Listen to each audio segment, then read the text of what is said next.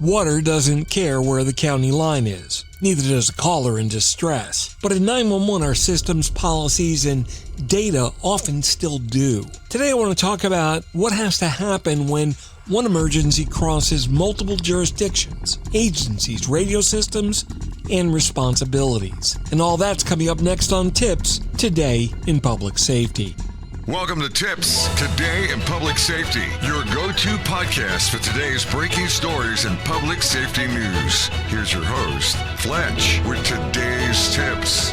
Welcome to TiPS, Today in Public Safety. This is Fletch. I'm an ANA certified ENP, and every Monday, Wednesday, and Friday, I bring you important topics on public safety and communications technology. The caller sees one emergency. Today, callers rarely know, or care for that matter, whether one jurisdiction ends and another begins. They just see a car in the water. They see a train stopped across a crossing.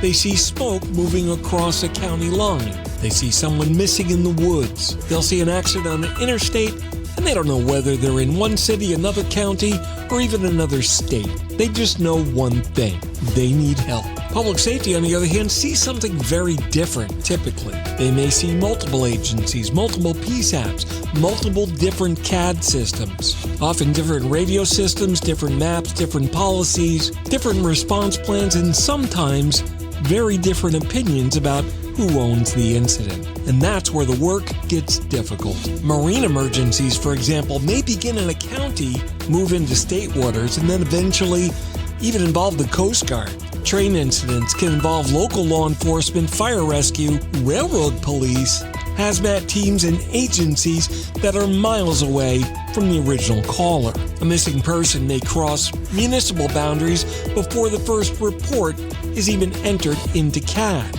And you can ask California, wildfires don't stop at county lines because the dispatch boundary says it should. Now, the emergency is one event. The response may involve many organizations. And that means one thing: the caller's information needs to move as cleanly as the call itself. The name of the caller matters. The callback number matters. We all know location matters, and the direction of travel matters. Map data matters, as does the detail collected by the very first telecommunicator, or subsequent ones added to the call, because all that information is what's telling responders what they're walking into. If that info doesn't move with the call, then the caller is forced to start over. The next telecommunicator is forced to rebuild the incident from scratch, and the responders may lose time as well as critical data in the response. A transfer is a handoff, not an exit. For years, one thing that I've never put my head around is that we treat transfers like they were a completed task. Call comes in, we determine it belongs somewhere else, we transfer it, done. But I don't think the transfer is the end of responsibility. It's the handoff of life safety information. And the best transfer is not the fastest transfer. It's a transfer where the next person already understands what matters. And that means we've got to think beyond the act of just moving a call from one phone position to another. You need to answer questions like, did the caller location transfer? Did the callback number transfer? What about receiving agencies? Did they get the right incident information? Did the sending telecommunicator explain any immediate risks that were defined? And did the new agency understand the status of responders that may be en route? Did a warm transfer happen when one was needed? And did anyone verify that the receiving agency actually accepted the incident? See, those are all operational questions. Technology can help answer them, but the technology can't make the decision for us. Now, if you look at next generation 911, sure, it can make transfers much more smarter. It can help move the data, move the location handling, and give those agencies better ways to share information between them. But no network can repair an unclear policy. They'll exaggerate them. No software can resolve a disagreement about responsibility. And there's no map on the planet that can make up for lack of communication between two agencies. Or three. You see, every PSAP needs to have a clear understanding where its responsibility begins, where it ends, and how it hands that information to the next agency when an incident crosses that boundary. And most of all, that's got to be practiced before any major event, and not discovered during it like it so often is. Information sharing is an operational discipline. This is actually where the future of public safety communications is headed, in my opinion. Information sharing can't be treated as an IT project that gets completed when a new network gets installed. No, it's got to become an operational discipline. That means accuracy. Accuracy in GIS data, accuracy in boundaries, and routing rules that are all well understood and tested.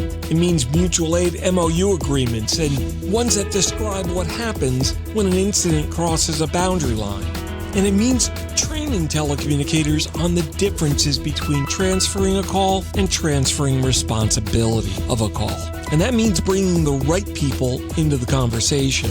GIS teams need to understand how a bad boundary affects real 911 calls. Network teams need to understand how routing decisions affect the call taker and the field responder. Call takers, you're part of it too, need to know what information that the next agency is going to need before that call moves anywhere. And the field agencies need to understand how their response plans will affect the PSAP. And leadership, you're not off the hook either. You need to make sure policies all match the reality of how emergencies actually happen, not the pretend playbook that's on your desk. NENA's recent standard on coordination between 911 and the U.S. Coast Guard is a great example of where this work is going, as is the one recently published last year on railroad integration. They recognize that emergencies involving water and rail lines don't follow those neat boundaries of our local systems. Sometimes they cut right through the middle of them. And it's not just those two. You've got interstate highways, wildfires, missing people, mutual aid, and large-scale events. Just within 5 miles of my house, I've got 3 counties across 2 different states that involve municipalities, rural communities, state wildlife, and that's not just my living room, and a lot of coordination when events happen locally.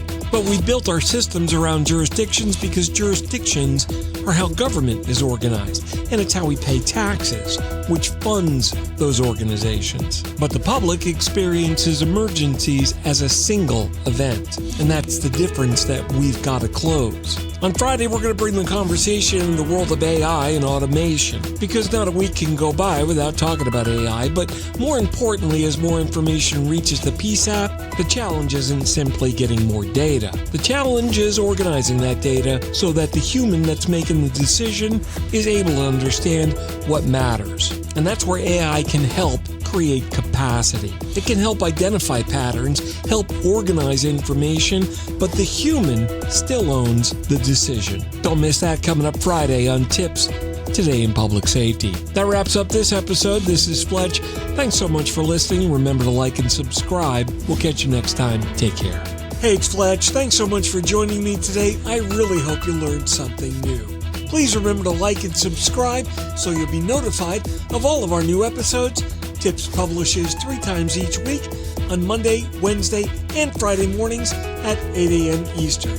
You can also listen to or read my blogs and other long-form content at fletch.tv, and my professional website with all my contact information is at fletch911.com. Once again, thanks so much for spending some time with me, and if you're in public safety, as always, thanks for what you do every single day.